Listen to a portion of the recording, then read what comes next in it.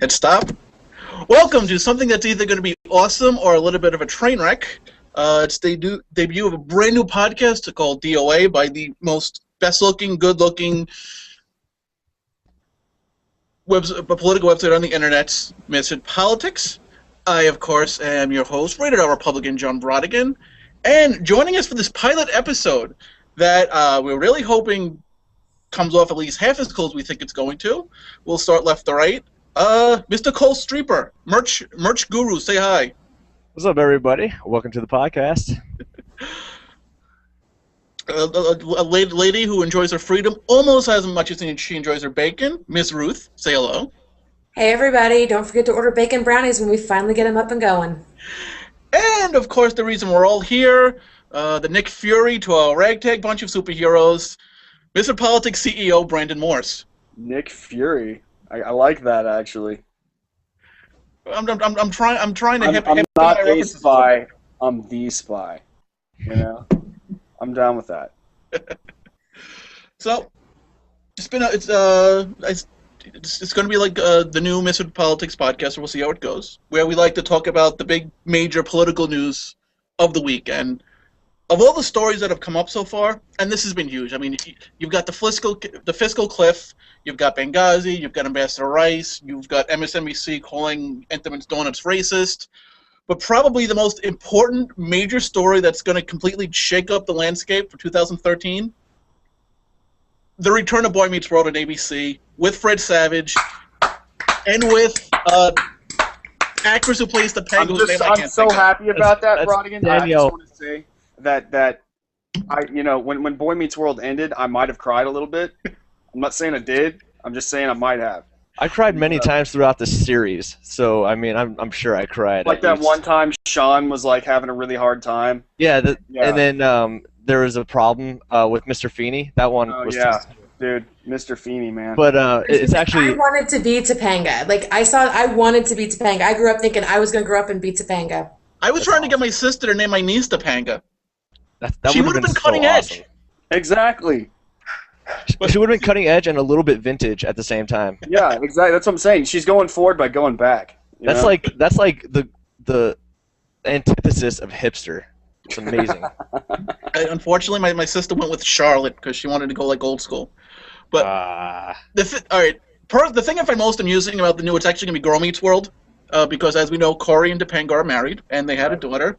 Right. The last season, I remember my mom going off for a half an hour about what a horrible message it sent to people watching the show that they think it's okay to get married when you're 19.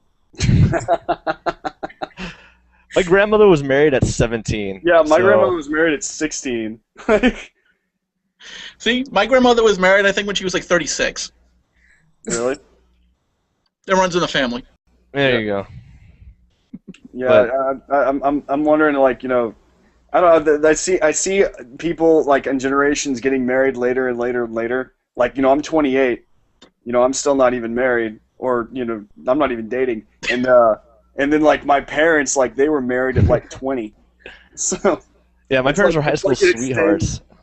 My parents were my age, so yeah, my parents were very Corey and Topanga. My parents were high school sweethearts and got married as soon as my dad graduated from college. They weren't still in college and they didn't have a big blowout fight with their father about buying a house like Corey and Topanga did. But I mean, let's think about the Savage Brothers. Country songs written about them.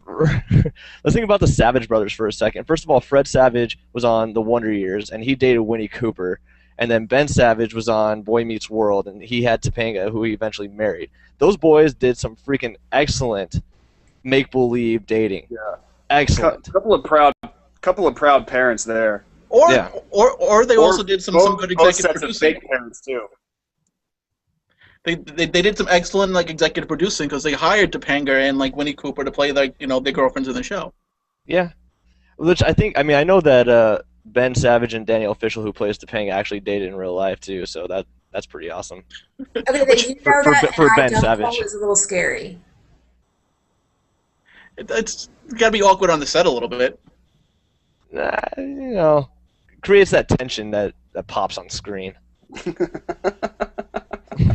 Okay, and we actually, I do have a clip from Boy Meets World. So like the people, so some of the youngins who weren't like staying home on Friday nights, back in the late 90s, early 2000s, watching TV, know what we're talking about. This is either going to work or we're going to sit in silence for 2 minutes. I'll tell you. We'll find out in a minute. Should we just like dance in the meantime? Just like.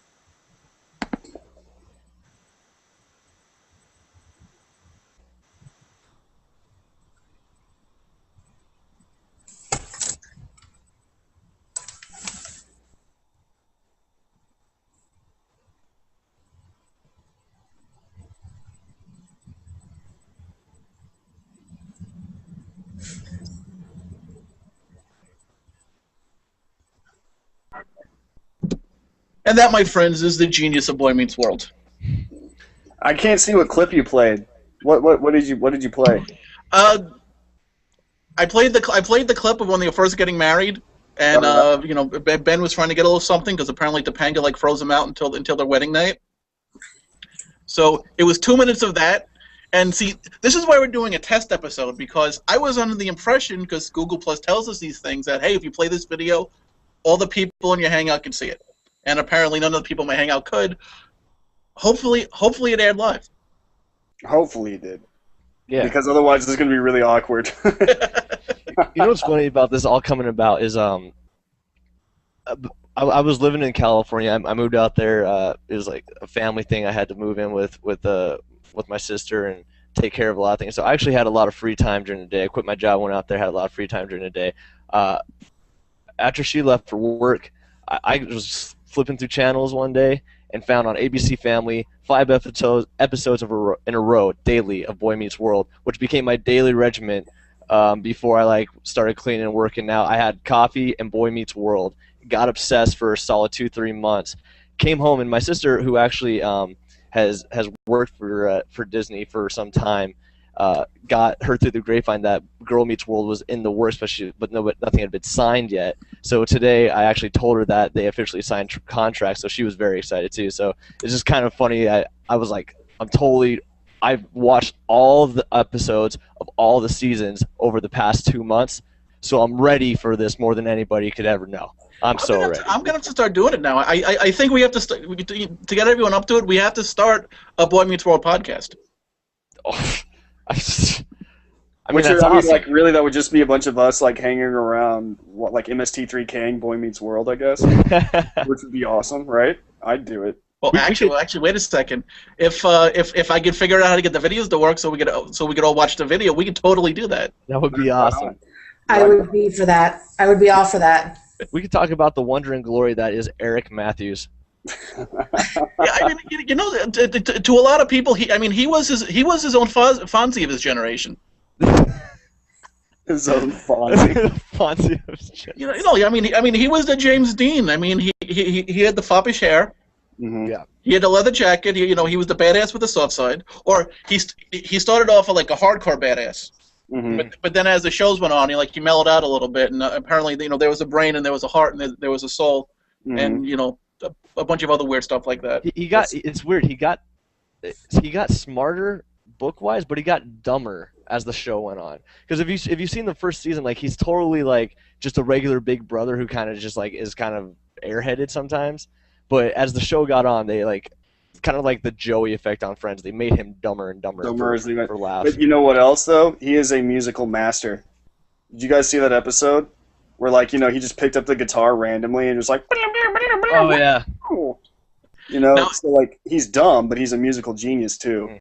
So definitely the Fonzie. Now, but again, does he play in real life like a Jordan Catalano 30 Seconds from Mars thing, or Jordan who from 30 Seconds to Mars? I know the lead star. I can't think of the actor's name. The lead singer of 30 Seconds from Mars. He was an actor in My So-Called Life. Yeah, Jay Leto. Yeah, him. Wait, is it Jay Leto? I know Jay Leto. Leto.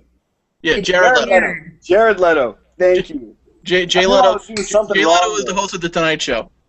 No, it's Jay Leno. Jay Leto. I knew it was a J. I was just saying the first letter of his first name is all. I was just making sure you guys knew. Yeah. Keep telling yourself that, Brandon. I'm not telling myself that. I'm telling you that. Here's the crux of the matter with this show and why really I'm excited about it. And I was talking about this earlier on Facebook because I actually had a few friends that were pretty excited about it too.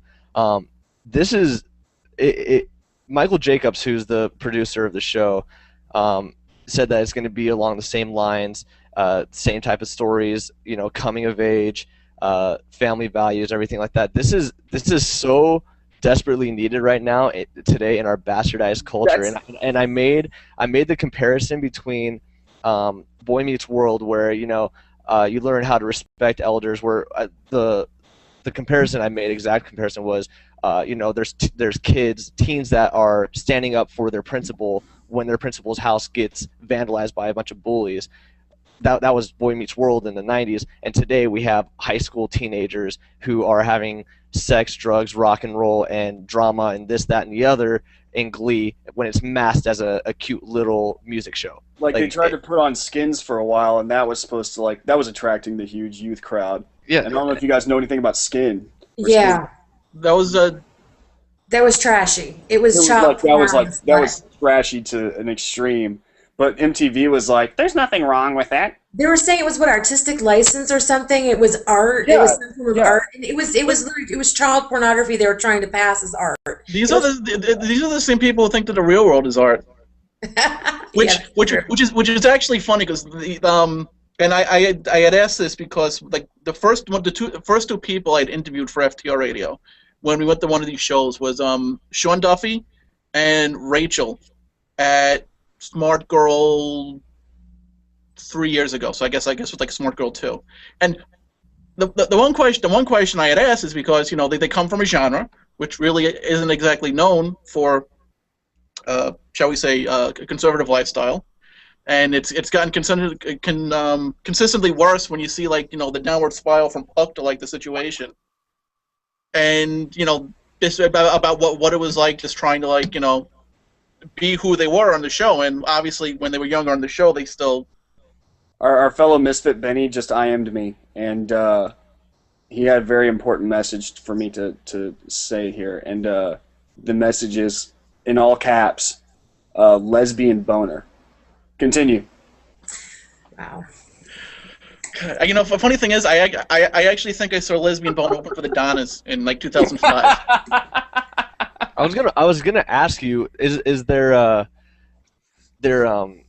single bump still high in the charts? Is it still bump?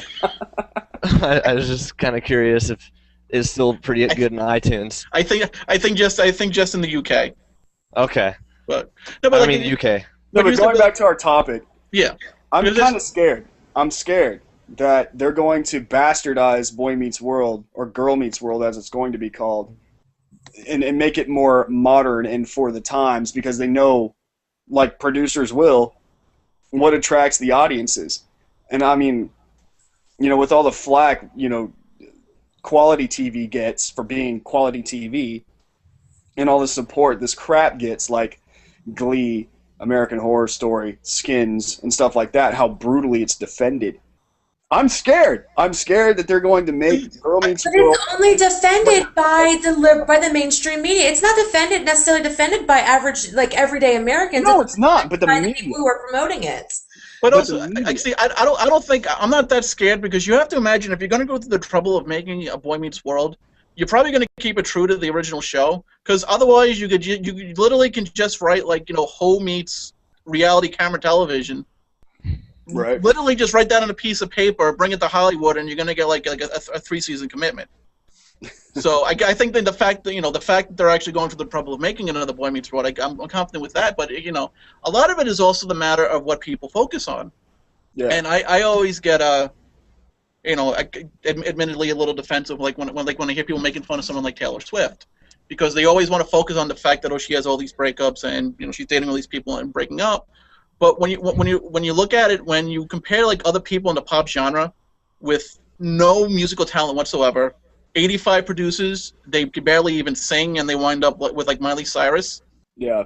Here's someone who could actually write songs, play a guitar, and when she first started, when you usually hear all these stories about how, when people like, these pop stars or these actors when 16, 17, once they start to get money, they blow it on cocaine, and they blow it on like cars that they crash into walls, and they have to get bailed out by Charlie Sheen. There was actually a special on CMT where there was actually a special on CMT where she told the interviewer, it's like, well, I sat down with my mom and we agreed that until we started making money and paying off the record label, I wasn't going to spend anything unless it was being invested right back into her career. Right. And but stuff like that, it's only idiots like me who are like bored on like a Saturday afternoon one day catching a rerun of like CMT Insiders. Yeah. But other than that, it's just focus on like, well, who's she dating this weekend? Who she's going to break up with the write a new song about? Which I would date her just for an hour just to get one of those songs. I mean, as it is, I keep on telling people, Dear John was actually about me and not John Mayer, just because he's. But the man who makes an honest woman of her is going to be just chastised for the rest of his life, because he is the official end of her career. Not that I really have the utmost respect for her. I don't particularly enjoy all of her songs. Some of them are catchy, and I'll listen to them if they're on the radio. If there's nothing else on or whatever, I don't care. But I mean, it's exactly what you said, John. Like, I have the most respect for somebody who has the ability to keep themselves grounded and artistically express themselves without it being manufactured. She writes her songs, and I appreciate that. So. Yeah. Adele's the same person who gets the same amount of flack for her weight. But she's, I think, in my opinion, the most talented person, aside from maybe... No, I mean, like, Adele's super talented. I don't think she's as talented as, say, like, Florence from Florence and the Machine. But she's damn good. Like, there's no denying that fact. But everyone attacks her for her weight. But that's the kind of society we live in. Yeah, but the funny thing is, they attack her for her weight. These are the same people who will accuse you of being a sexist if you ever made a joke about someone's weight.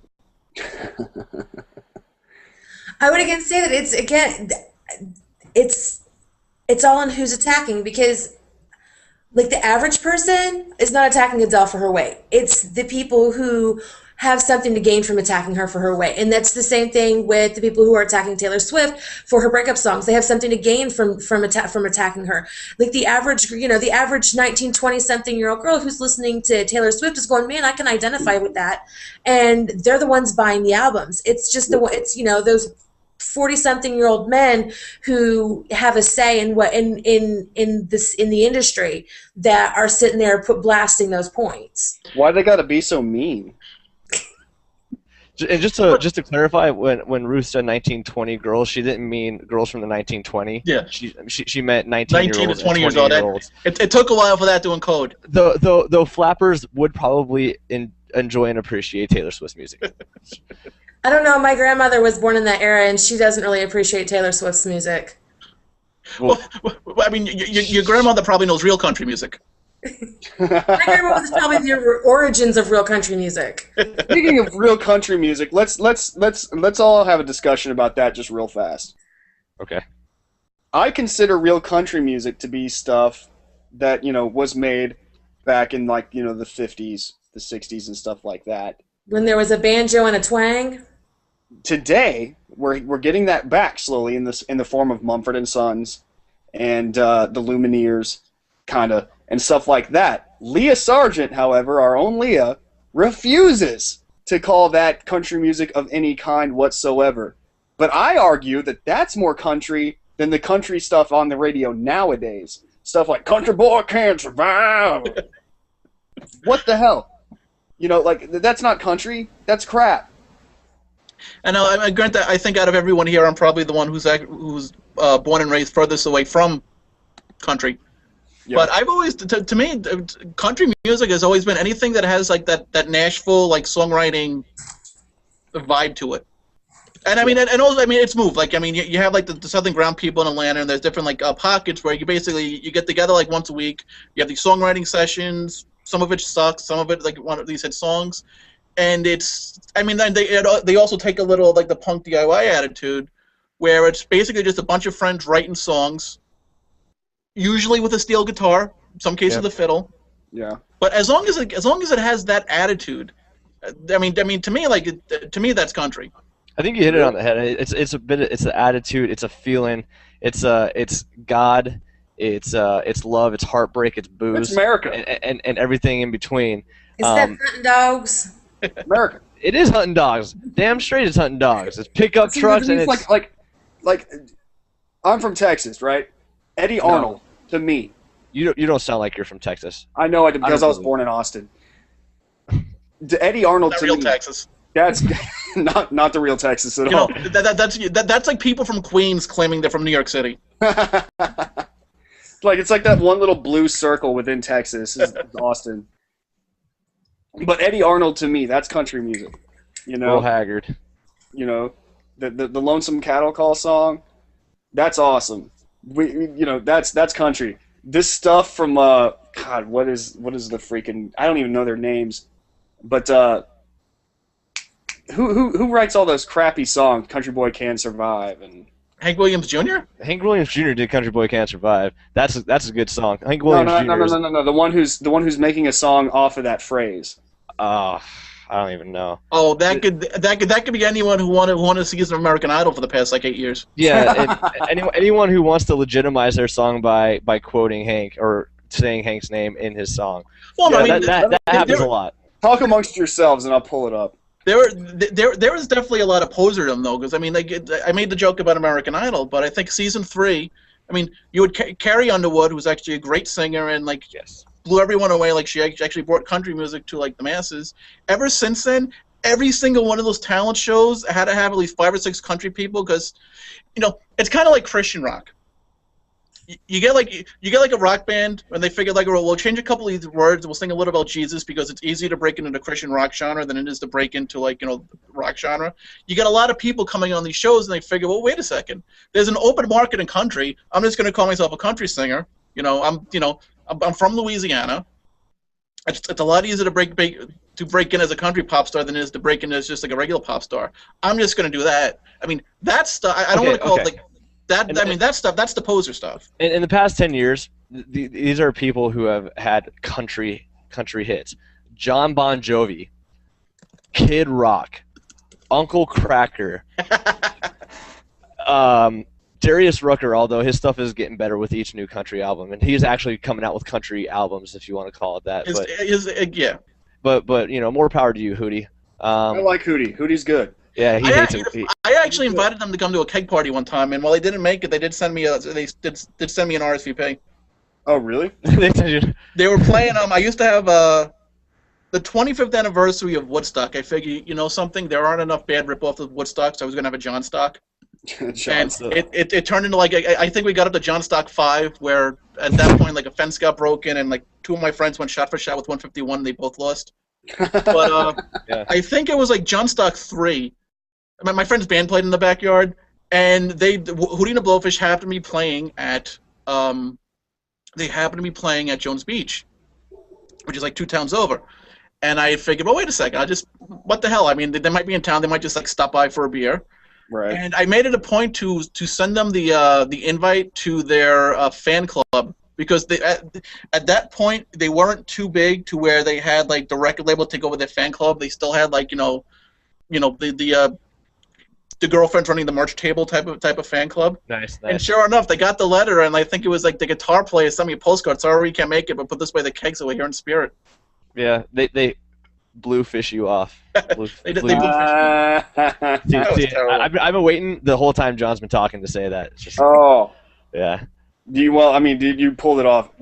Excellent. Yeah, I know. It was all about the delivery. That was great. Am I nervous fidgeting as I said it? Speaking of bands, Rod, why don't you? Well, first of all, since we're still on country music, it's nice to have our very own Zach Brown lookalike on the podcast.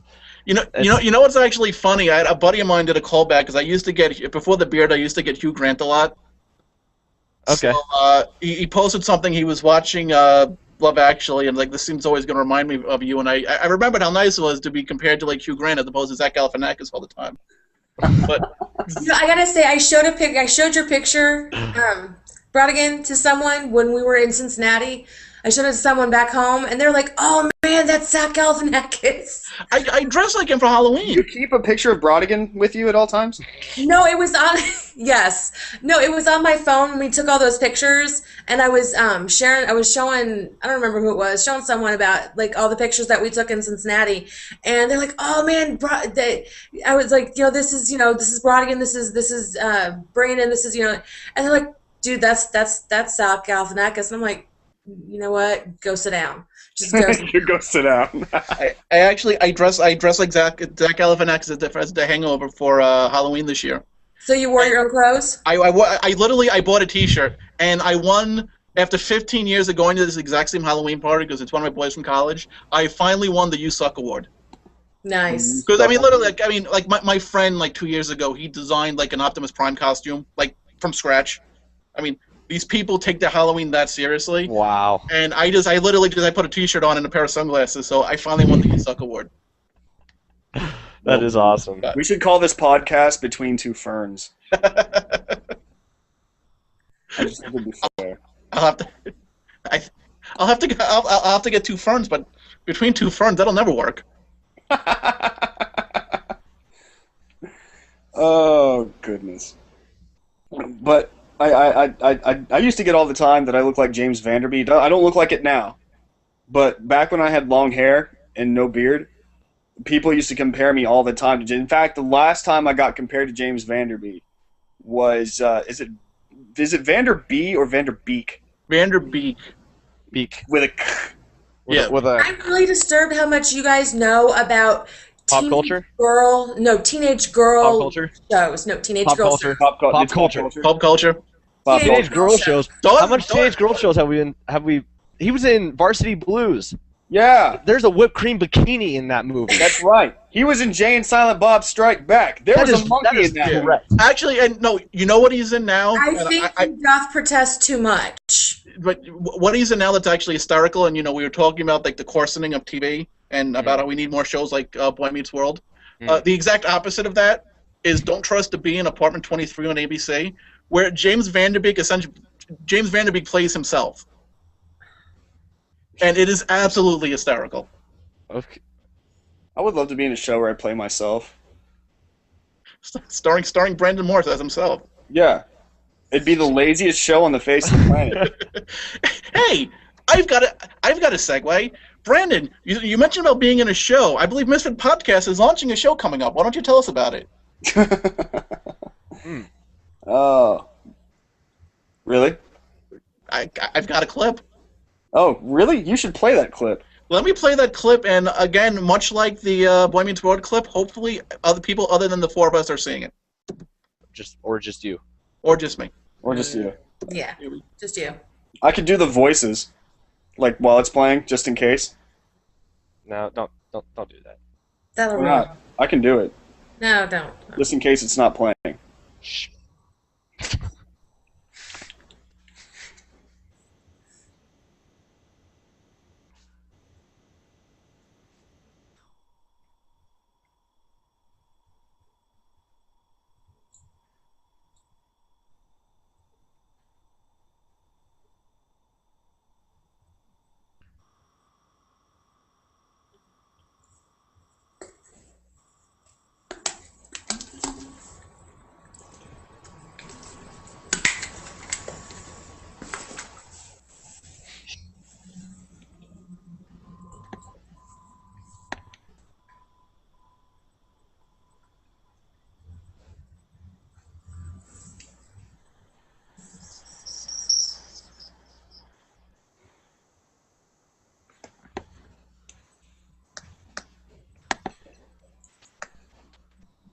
let me stop the Boy Meets World clip. So again, this is why this is a test episode, because I've got to learn where the buttons are. So far, this podcast has been a bunch of us talking nonstop about crap in between like bouts of Brodigan just watching crap on his computer. There's a second there where it sounded like there was a plane flying over us and landing. Over all of us? Yeah, no, it just sounded like a faint, like a plane off in the distance. That's what the video sounded like to me. Aaron, that's probably because there's a plane off in the distance where you're at. If Aaron were on this podcast, it would sound like there was a computer in your room, followed by a band of horses as she types on her lap. She likes to listen to Band of Horses as she edits. So something like her computer's microphone is so ill placed that like whenever the fan comes on her computer, it sounds like, and then like you just hear like her typing, and it sounds like she's just like malleting on the speakers. Oh my god, it's awful. Anyway, Brennan, tell us about that clip or the show. I have no idea what clip he played. So. Tell us about the show. I played the trailer. The trailer? Oh, the one with Matthews? The preview, yes. Oh, okay, cool. So, like Misfit Politics before it, I was sitting on a plane trying to figure out what I was going to do with my life, because I'm that pathetic. And I thought, I need to take Misfit into a different direction. I spoke with Dana a lot on the Glenn Beck show, name drop, about pop. Hang on, let me pick that up. Hold on. Should we get a whiteboard for all the name drops? Yeah, can we? Just start it now on the set up pilot. something behind you, Cole, so we can... I have a whiteboard in my other room. You should let me know ahead of time. I actually have a whiteboard that I'm bouncing my light off of, so it doesn't look like I'm in a total dungeon. You're in a dungeon. A total dungeon. You're in a basement. You're in a dungeon. It's okay. I'm in a dungeon. Embrace it. I'm sorry. Who is that? Who is that you speak to the Glenn Beck show? I was busy checking out my interview with Jake Tapper of ABC News. I was on the Glenn Beck show with Dana Lash, but we were talking about, and this is actually done this twice. We were talking about pop culture and conservatism and Republicans and blah blah blah blah blah, and how the right and how those who try to do it bad. Good job, Cole. I have terrible handwriting. But yeah, I mean, we do it horribly, or we don't engage in it at all. And as a conservative who spends most of his time doing pop culture things like going to movies, listening to music, playing video games constantly, it's infuriating that no one knows what the hell I'm talking about. So I was like, I'm gonna put my money where my mouth is. God gave me this great idea as I was praying to him on a plane. And he goes, why don't you just take the idea that you already have with Michelle, which is a great idea. I said, yes, God, that is a great idea. And he said, make a show out of it. That's genius. God is a genius. So anyway, I started coming up with all the storyline in my head and stuff like that about what we would do if Obama won or if Ryan and Romney won. I would say Ryan and Romney. That's because that's pretty much because Ryan's hotter than Romney. And considering Ryan was one of my 5 people that I wanted to run before Romney, so yeah. So anyway, only 5 people that you wanted to run before Romney. I had a list of 5. Newt was my choice in the primary, and Romney was number 7. I liked Perry, but I'm not going to get into politics.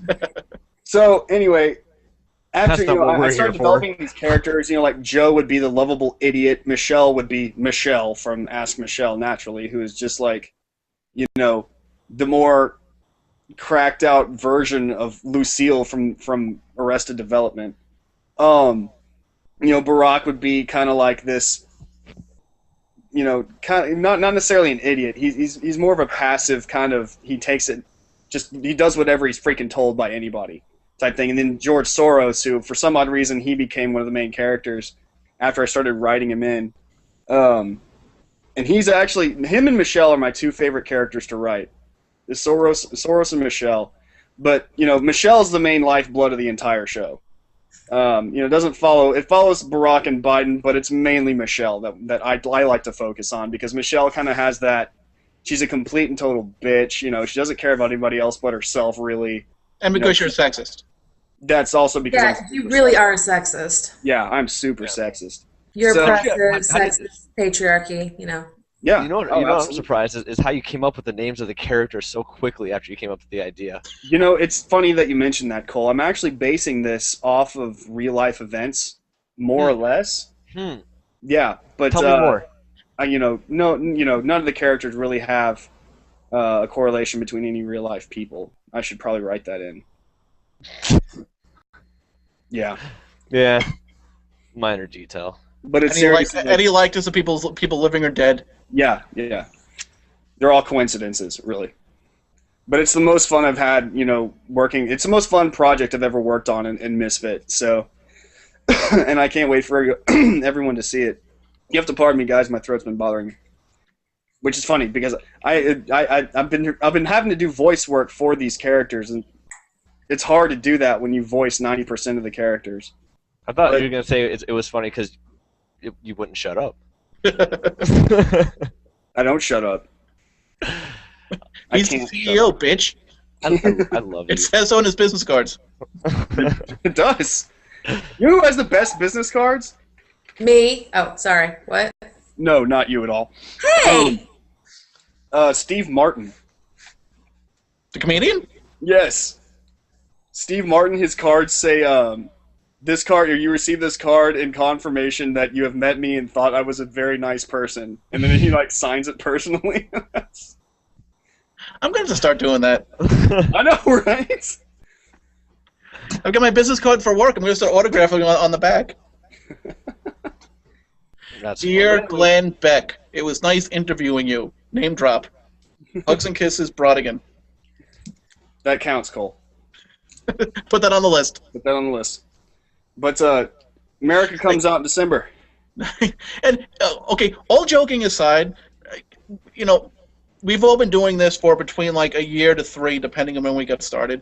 How awesome is that? That literally just, we're sitting there in our bedroom, our basement, our sister's room, and wherever the hell Ruth is.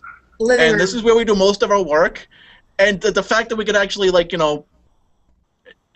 be able to name drop really just for acting like jackasses on the internet. Yeah. God bless America. Yeah. God bless America. I love America. America's great. But no, I mean, the main reason I'm excited of America, and we've had these discussions.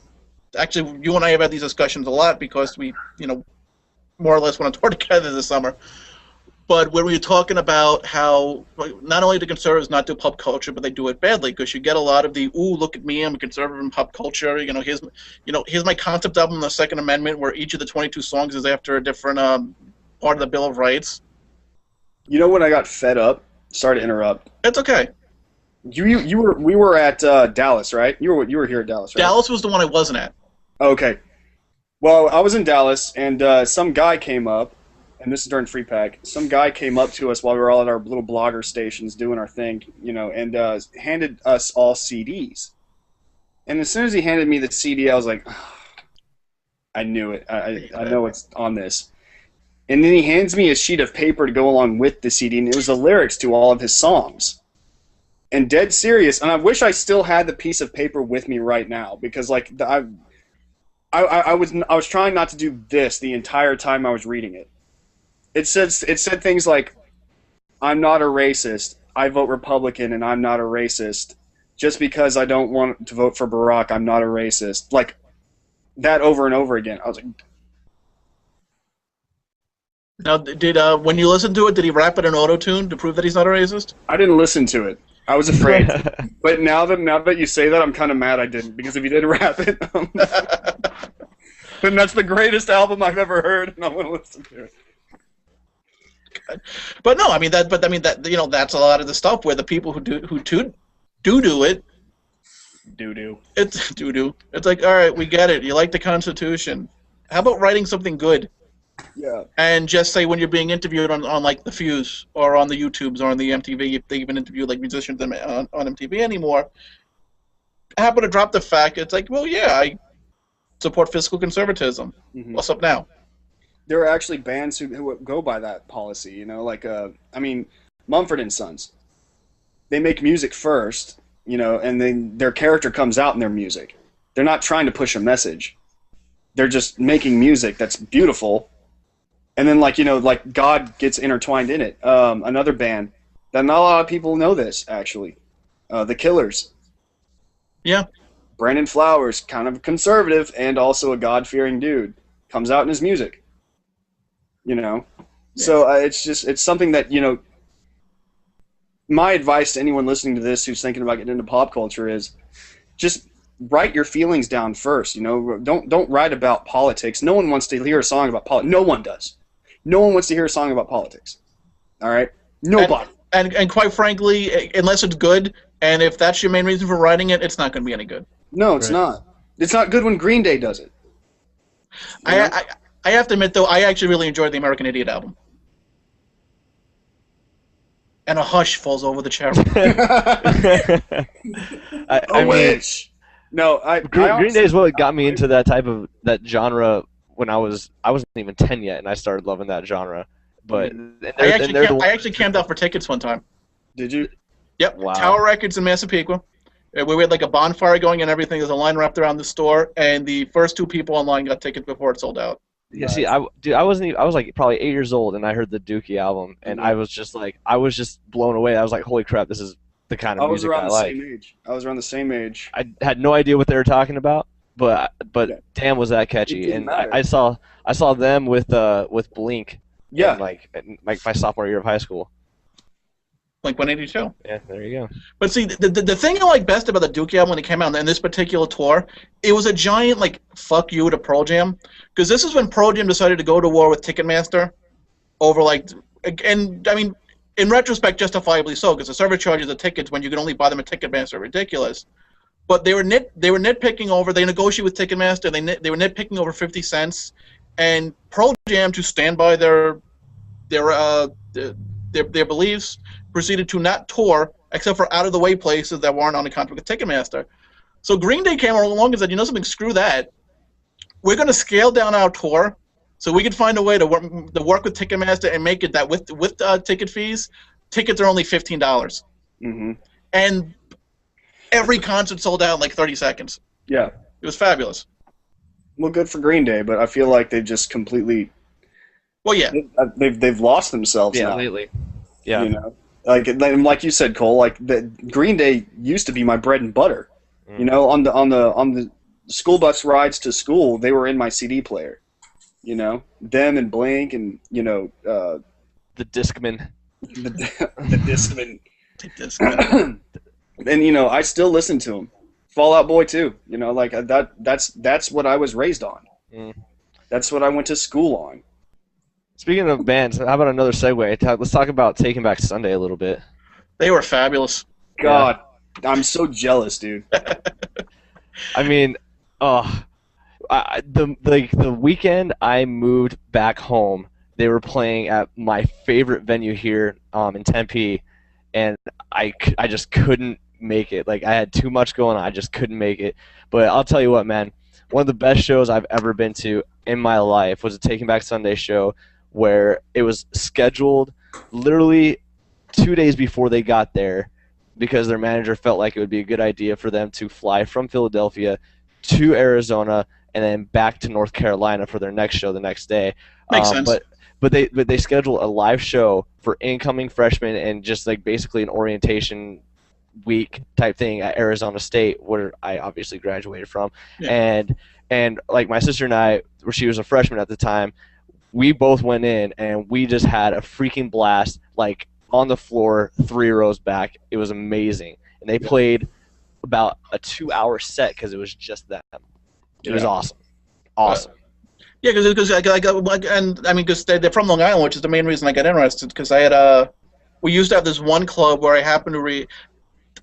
I listened to them in passing. I wasn't like that big of a fan, but then I read about this band called Straight Light Run, featuring former members of Taking Back Sunday, and I'm thinking to myself, oh, wait a second, they just came out. That's odd that they would break up already.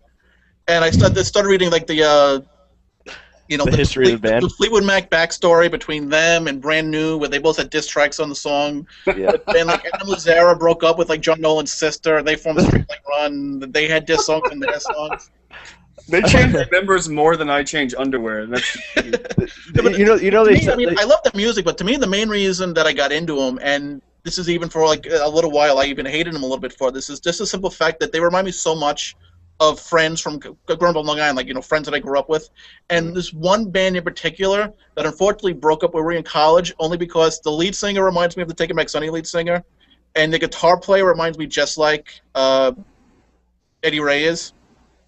Mm-hmm. The only difference is my friend John Middleman, and unfortunately he's not in the band right now, but he's literally one of the best top 5 bass players in like the world. But they remind me of so many like bands like that and bands that I used to see going to college. So like the fact that they have a CD out, the fact that I could actually talk about a music from Long Island other than Billy Joel, which just literally has me going into fits because every fucking conservative conference we go to when we do karaoke, someone has to do a Billy Joel song. I can't escape it. But no, it was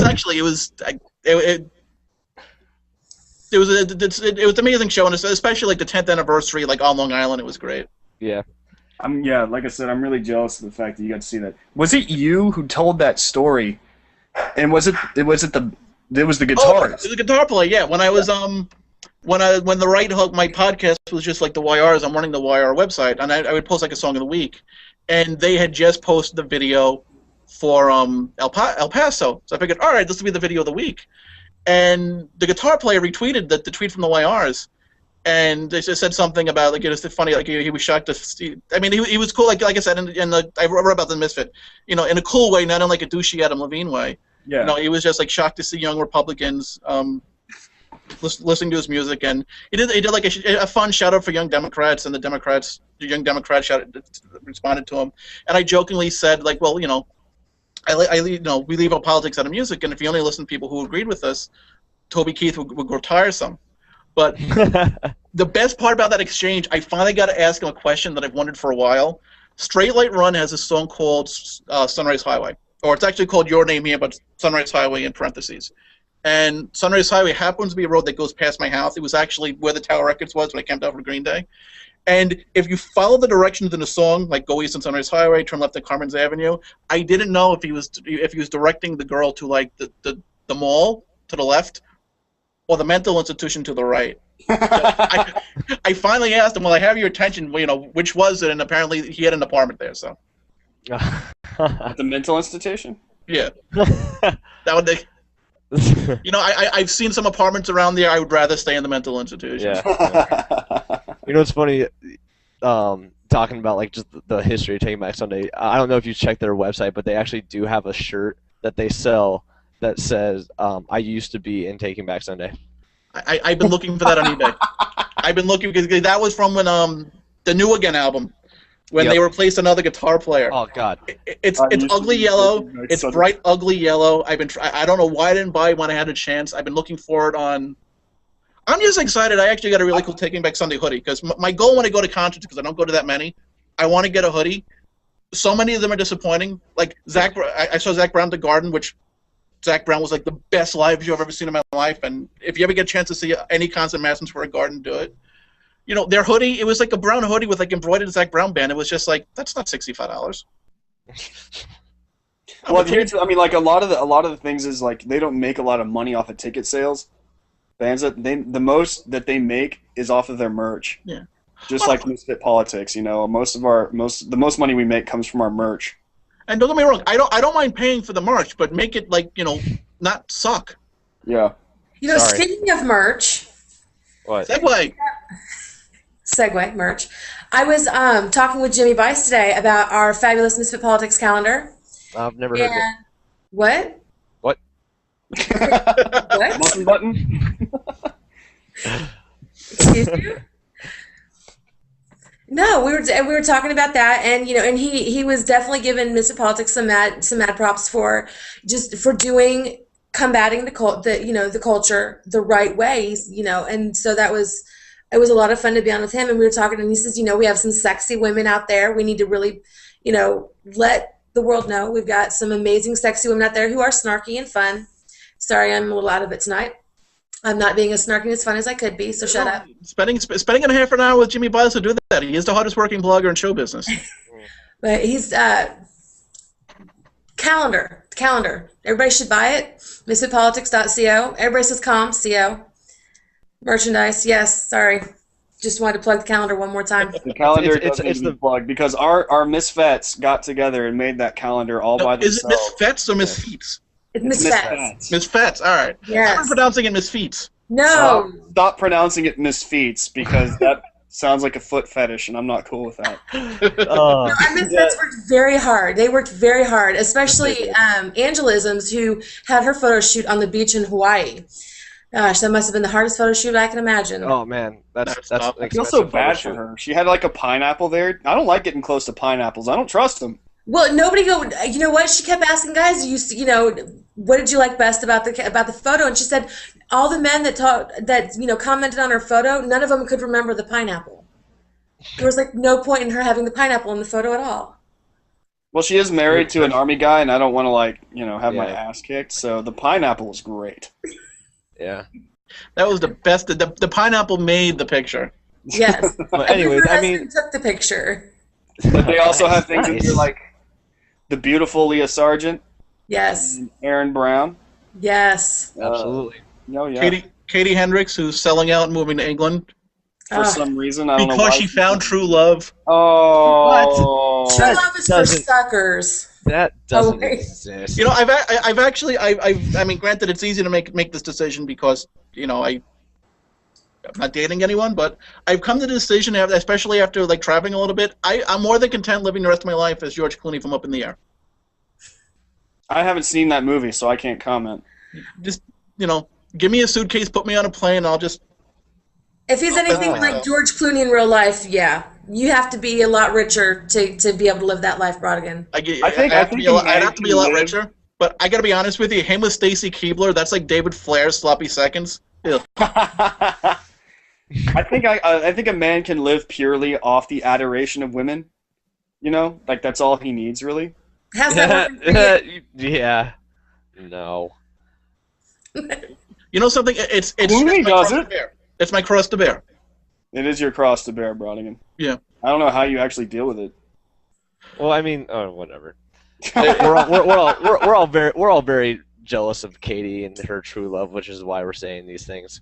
Yeah. I'm not jealous. You know something? I'm jealous. I wouldn't be that upset by it if he was moving here, as opposed to him literally taking her away from us because he's taking her out of the country.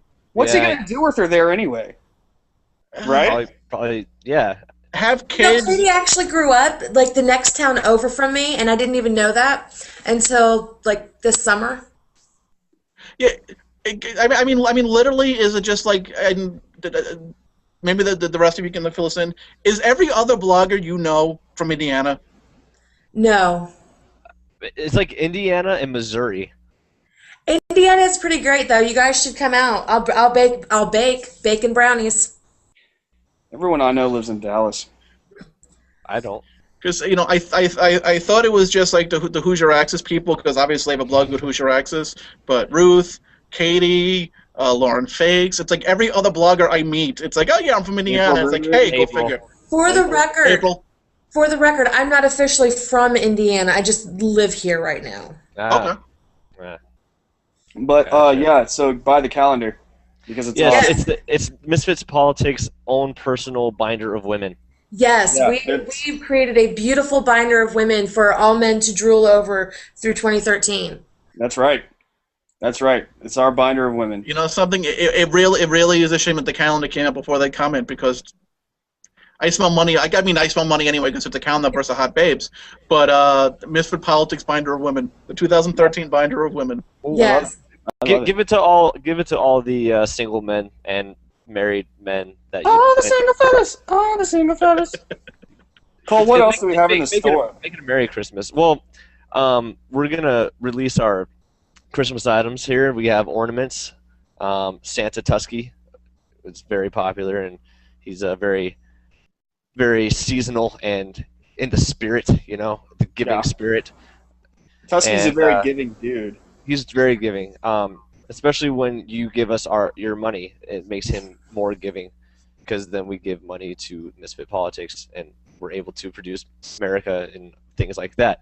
Yeah. Then also maybe I mean, obviously neither or none of us can afford razors. So please buy this so maybe we can get razors for Christmas. Why we would want to, man? This is my rally beard. Yeah. I don't need a razor for my face. Thank you. The Misfit Politics Lady Chic. But you know, we have the recently revamped I'm Here to Geo Party line, which is awesome. We have a beer glass with that on there, and it has a little Tusky on our bottle cap. We have a beer glass, a shot glass, and some shirts. But definitely check that out. The misfitpolitics.co/merch. You know what we need? What do we Black need? T-shirt, white writing, simply. AltCon means I'm better than you. And a hush falls over the chair room. Okay, I want to say that there is a movement going for a bunch of conservative women who are going to CPAC to wear the Just a Blogger pajamas to a exclusive slumber party for conservative women only. Well, then... Conservative women in Misfit Politics, Just a Blogger pajamas. I was pushing that in our group. Okay, well, this is this is the part that's going to get cut off of the actual, some of the podcasts because we're going over an hour, so we'll consider this the bonus footage. Okay. I think you should have it set up that if you're going to have the pajama party, if guys want to get in... No, guys aren't allowed in. No, hear the man out. Yeah, hear the man out. The guys want to come in. They pick them. They're given Misfit. Did I pronounce that right? Misfit. And they're the ones who pay for the pajamas. Ooh. No cameras. No cameras, but extra pillows and yes. But they have to be feather pillows. Otherwise, there's no fun in it. If whipped cream and chocolate, because whipped cream and chocolate, that's for dessert and snacks. For dessert Not and chocolate. snacks. Chocolate's too messy, and these are hotel rooms. Whipped cream. Well, you're going to be spraying it everywhere. I'm just going to be putting it... No, we're not spraying it everywhere on the ice cream. Spraying it everywhere on the dessert. Yeah. Yes, we're conservatives. We're spraying you guys will be bringing the dessert too? No, you guys have the dessert. You guys will provide the dessert. We'll just be putting our... Oh, I'm sorry, I forgot. We have to bake the dessert. We are condiments on the dessert. Yes, that's true. But we will bring the popcorn. Yes. Yeah. But yes, I will pay for the pajamas of a misfit if I'm allowed to just hang out and drink. Yeah. I will bring it up to the group and see what they say. But like I said, there is a consensus that they all want to wear the Misfit Politics Just a Blogger pajamas. That's been like okay. Well, how about this? Because I mean, in all honesty, if you're gonna have a big publicity stunt where all the Misfits, I pronounce it right, the Misfits. Yes. We've talked about photobombing too in the pajamas during. I mean, that's the thing. You have to have photos, so we have something to advertise. All right, but the men aren't allowed to. The men are not allowed to bring cameras. You guys are just dirty. Well, no. Not to the hotel room. You do one group shot for the blog, and then, in all honesty, I say you just walk around CPAC in your pajamas. Dude, that's awesome. Well, now normally I would, but I do tend to adhere to a decency dress code, so I will wear a Just a Blogger or something Misfit Politics as a shirt or something, but I'm not going to be walking around in pants. Decency. I was under the impression that none of us are even wearing pants right now. No. I'm in my pajamas. And as far as decency goes, at CPAC, I'm usually sitting next to a guy in a mohawk, and to my left is a guy who's drunk. I've never been to CPAC, so I can't say what I normally do. Okay, you know what, guys? I'm so over CPAC. I'm not even going to attempt to go this year. The only way I'm going is if someone emails me or calls me up and is like, "Hey, we'll pay for you to come." Yeah. Then I'll go. But I'm not. By the way, so hey, merch. So make sure that you buy the merch. Also, pay for Brandon and I to fly to Baltimore. Okay. Okay. All right, people. That's awesome. Okay, just to wrap up. I'd love to have someone pay for my trip to CPAC because I've never been and I do want to go. And hello, slumber party, conservative girl slumber party. Okay, you know something. I get at least find you transportation to CPAC. Yes. Because my two road wives are from Indiana and they are most likely driving. I do need transportation. That's one of my biggest problems right now. So if I can get at least transportation, I can probably take care of the hotel on my own. Yes, because my two road wives are Mark Warner and Josh Gillespie. I love Mark Warner. Cole, do you have a Josh was question? okay on the plane out to Vegas. Cole, you have a question? I have a request. If somehow we are unable to finagle mail entry into this slumber party, I say that we keep this medium of podcast going, and Ruth can go ahead and broadcast live from the slumber party. Nice. And keep the events, up to date, and let us know how things are going, and making sure everybody's alive, that nobody needs mouth-to-mouth resuscitation. Yeah. I figured I was just going to will you men be on call for mouth-to-mouth resuscitation if it's not needed? Oh, or would you like us? Or I'm actually licensed. I'm actually licensed. I'm not, but I'll do it. I'm there. Ladies to do that and just keep you up to date. No, we're available. It's a mouth-to-mouth and switch to Heimlich type of situation. But here's the thing: I've seen white. Someone's getting Heimlich. I've seen white chicks. And I've watched that episode of South Park where Butters, has to dress up as a girl to get into the girls' slumber party. Uh-huh. I figure if I put on a wig... And shave? No. And, maybe put, like, a bra on and stuff it. Yeah. I could get in. Yeah. They'd let me in. Actually, Brandon, if you do that, I'll bring you as my date to the Blogger Bash. Would you really? I really would. You could use your Michelle voice to get into the slumber party. What the hell kind of place is this? and A bunch of bloggers coming out of their basements? This is freaking weird. Okay, Brandon, Cole, we're gonna need a ruling because you guys have been here for a while. I'm still kind of new, guys, so you guys have more pull. But I'm thinking we have to appoint Ruth as the official Misfit Politics senior pajama party correspondent. Absolutely. So you guys got to help me get to CPAC, so I can officially correspond from the hub of the slumber party. Yes. I just got you a ride. Oh, okay. So you definitely have me a ride.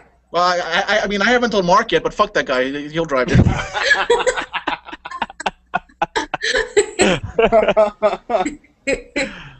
Okay. If I beg for him, if I beg for him, he will drive me. Yes. But I have to beg. Generally speaking, once we get the disc of Mark Warner, it's a good idea to sign off.